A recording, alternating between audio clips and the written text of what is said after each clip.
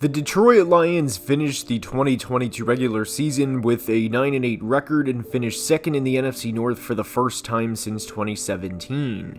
In the years prior to 2022, the Lions had 4 straight last-place division finishes as they won 17 total games from the start of the 2018 season through the 2021 season. And the 2022 Lions didn't just finish 9-8. They started the year 1-6 and won 8 of their final 10 games and not only beat but swept the then Aaron Rodgers-led Packers in the process. There were some very low times during the 2022 season, such as a 29-0 loss in New England and a 15-point loss to the Panthers, in which Carolina had nearly 600 yards of offense. But the Lions made significant improvements over the offseason, and believe it or not, they are favored to win the NFC North. And after a long start to the Dan Campbell and Brad Holmes era, things are finally looking up in a big way in the Motor City. And remember, the Lions were just 4-19-1 through Halloween of 2022 before turning things around, and 4-19-1 was of course in the Dan Campbell era. And fast forward to the present day, the Detroit Lions are going to be a problem. But how far can they go this year? Well, we're going to try and answer that in today's video. Now let's begin.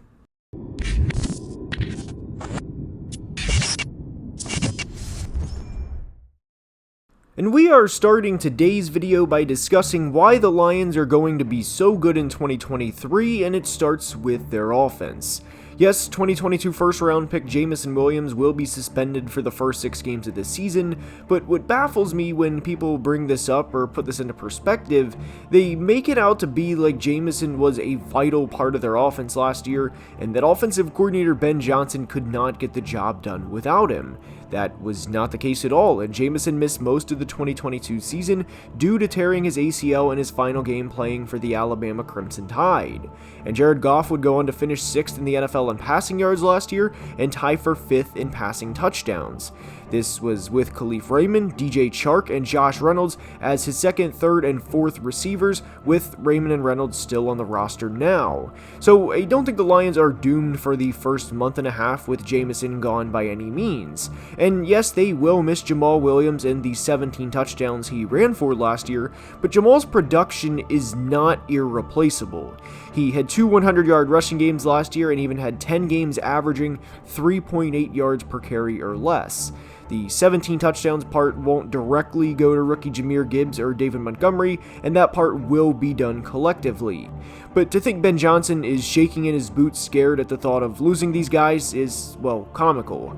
And their offensive line is one of the best in the NFL, which will benefit both Jahmyr and David this year, but it will benefit quarterback Jared Goff from within the pocket too. And through the Rams trade involving Matt Stafford and the Vikings trade involving TJ Hawkinson, the Lions had 4 picks in the top 2 rounds of the 2023 draft. 2 were spent on offense and 2 were spent on defense, and one of those picks was tight end Sam Laporta. What is important to remember for the Lions this year is they were a top 5 offense in scoring and a top 4 offense in yards with not great tight end play too, at least for more than half of the year. So when you look at the Lions offense as a whole, I simply ask, what are the weaknesses? Sure, Khalif Raymond isn't to the Lions what T. Higgins is to the Bengals as a second receiver, but they have one of the best offensive coordinators in all of football in Ben Johnson, who will ensure they do not fall flat on their faces. And what's even better for Detroit when Jameson comes back is defenses have to play them different. If opposing defenses show single high at the start of the play with plans to roll into quarters post-snap, good luck having a safety run with Jameson Williams. Hell, good luck having anyone run with Jameson Williams. His speed is downright insane, and it's not something defenses can mess around with because if they do, it's 6 points on the board. And this in turn will help Jahmyr Gibbs and David Montgomery run the football through an advantage in run fit, because more often than not, defenses will be down a man with a safety playing further from the line of scrimmage out of respect to Jameson's deep speed.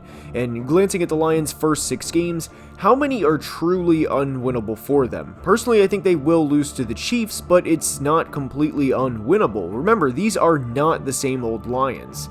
The Seattle game in Week 2 will be a great game to watch as fans, and hypothetically speaking, even in the worst scenario, if the Lions start out 0-2, it's not the end of the world because they can win their next 4 games and be back to 4-2 right when Jameson comes back.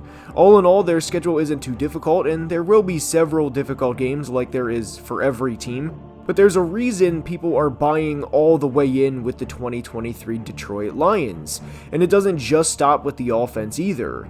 The 2022 Lions, initially at least, were known for being one of the top scoring offenses, as well as one of the worst scoring defenses, as they were in a few shootouts early in the year, which started with a 38-35 loss to the eventual NFC champion Eagles in Week 1, then a 48-45 loss to the Seahawks in Week 4. And during that 1-6 start, they were allowing an average of 32.1 points per game defensively, which obviously is going to be tough for any offense to keep up with. But in the final 10 games of the 2022 season, they allowed 202 total points compared to the 225 they allowed in the first 7 games, which dropped that staggering 32.1 total to just 20.2. And that's also a very big reason as to why they went 8-2 down the stretch and finished the year with a winning record. Now, I don't expect the 2023 Lions to be amongst the top 2 or 3 in the NFL, but relative to how much the offense is discussed, whether it's with Jared Goff, Ben Johnson, Amon-Ra St. Brown, or Jahmyr Gibbs, I do believe the Lions' defense is a little underrated heading into this season. Obviously, everyone knows about the number 2 overall pick in last year's draft in Aiden Hutchinson, and I love Hutch as a player and think he has a very bright future ahead of him with multiple double-digit sack seasons, but he is not the only player on this defense. And within the 2022 Lions draft is a very underrated player in James Houston.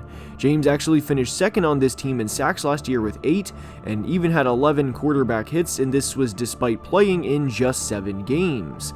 They also have a second-round pick in Josh Pascal, who could play a bigger role this year, but I wouldn't count on that heading into the year. I did at least want to mention him as a former second-round pick. But with Hutch and Houston, I love these guys' futures and think Hutch will be the face of the Lions defense for years to come. Well, him, Kirby Joseph, and Jack Campbell, that is. Kirby had over 80 tackles as a rookie and had 4 interceptions, with 3 of those coming against the Packers. There are a lot of good young players on this defense with a bright future ahead of them, and these are just a few. Jack Campbell was a good prospect from Iowa, and all throughout the draft process, I thought Campbell was going to be a player that is completely overthought and a guy that would prove to be well worth a middle first or second round pick in the long run. His floor is high, and yes, in theory, it may be a boring pick, but was Penei Sewell worth the quote-unquote boring pick? Yes, absolutely, and Campbell will be in that sense too. And for the Lions this offseason and ultimately GM Brad Holmes, this has never been about a one-time splash pick or giving up everything to move up to get their quarterback of the future. This has always been about the long-term vision and the long-term plan in the Motor City and how they can make this football team competitive for a very long time. And over the first few drafts they've had, minus the 2023 draft, because we haven't seen these guys play yet, they've gotten tremendous production out of a lot of their picks. Penei Sewell and Amon-Ra each have a Pro Bowl to their name, and if you're not a fan of the Pro Bowl being a proper way to show what somebody's done, I get it. But for Penei, he allowed just 2 sacks on 663 pass blocking snaps in 2022, and Amon-Ra had a 100-catch, 1,100-yard second season. And money and staying healthy will be the only thing potentially holding back these guys from playing 8 or 9 years or even longer for this franchise. We mentioned Aiden Hutchinson, who had 53 pressures as a rookie, which led all 2022 draftees last year, and if a guy could generate 53 pressures in his rookie season, especially one as talented and physically gifted as Hutch is, I would be very surprised if he can't turn that into 70 or even 75 pressures this year, which would have put him in top 6 of all of football from last year. 2022 6th rounder Malcolm Rodriguez also had 87 tackles last year, and with all of these guys being in their their second or third year, the Lions have a chance to do what the Eagles did last year in the sense of having great players like Jalen Hurts and Devonta Smith on their rookie deals, except the Lions have 6+ starters on rookie deals and are getting insane production relative to what those guys are being paid. And from a roster building standpoint, we always hear about teams being the next one up to do this or that in terms of setting a trend or being the model team, but the Lions are doing that right in front of our eyes. The only thing you could argue against what they're doing is that Jared Goff is not a Mahomes or Allen or Burrow, and that some people think he will hinder what he can do as the leader of this franchise. But I don't think that's the case at all. After the loss to the Dolphins last year, when the Lions tried to essentially get into a track meet with Jalen Waddle and Tyreek Hill, which resulted in Tua throwing for over 375 yards and 3 touchdowns, the Lions became a different team. And how many games did Jared Goff lose this team down the stretch? None. He didn't give up 320 yards rushing to the Panthers, and losing to Buffalo of all teams isn't the worst thing in the world. Hell, the Chiefs last year did that. And they nearly won the game against the Bills on Thanksgiving for that matter too. So, to the crowd that thinks Goff will limit what this team does because, oh, he's Jared Goff, I don't understand the logic when Goff has taken a team to a Super Bowl and has went toe-to-toe with the best in the league before. The Lions didn't coincidentally finish top 5 in scoring last year, and if they stay healthy, they won't accidentally finish in the top 10 at minimum in scoring this year either. Now, for as high as I am on the Lions, admittedly, I would be surprised if they were the number 1 seed in the NFC, not because that's a knock on them, as much as it is to acknowledge there are a lot of other good teams in the conference, and it would require in the ballpark of 13 or 14 wins. And I don't want to get too far ahead of the Lions' bright future and declare they are going to the Super Bowl this year, but what is an under-discussed tough part of their season is the final few games right before the playoffs start.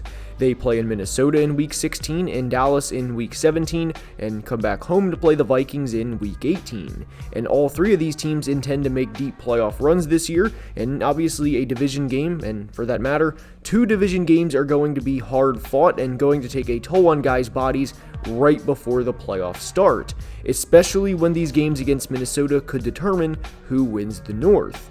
Detroit has several good players on their roster, but will need guys to break out like Jahmyr Gibbs and like Brian Branch, who was tremendous value for where they drafted him in the middle of the second round. There will be some learning curves for the young guys, meaning the 2023 rookies, but they will be a damn good team in the long run. And with David Montgomery and Gibbs, they will be able to grind teams down late in the game along with their good offensive line. And that's going to be a big part of their game plan and how they plan to win games this year. Get up early, force the opposing teams to pass the football, and let our pass rushers get after the quarterback. Now, they did not have a pass rusher get double-digit sacks this year, but I would not be surprised if they have 2 guys notch 10+ sacks this year, meaning Aiden Hutchinson and James Houston. Dan Campbell and Brad Holmes have completely changed the culture in the Motor City, and it was an extremely tough job to do, and Holmes could have been on the hot seat right away if the Stafford trade did not work out the way it did. Will they win the Super Bowl this year or even get there? Probably not, because that's such a hard thing to do in itself, and hell, a team like the Bills haven't got there in this era, to this point at least. But make no mistake about it, the 2023 Lions are not the same old Lions, and they will scratch and claw their way to victory and even bite a kneecap to get the job done. The team MVP, breakout player, ceiling, and floor are on the screen, and I hope you enjoyed, and if you did, please like the video and subscribe to the channel, as only about 27% of people watching are subscribed. And until the next preview, please be safe and have a great day. Love you guys.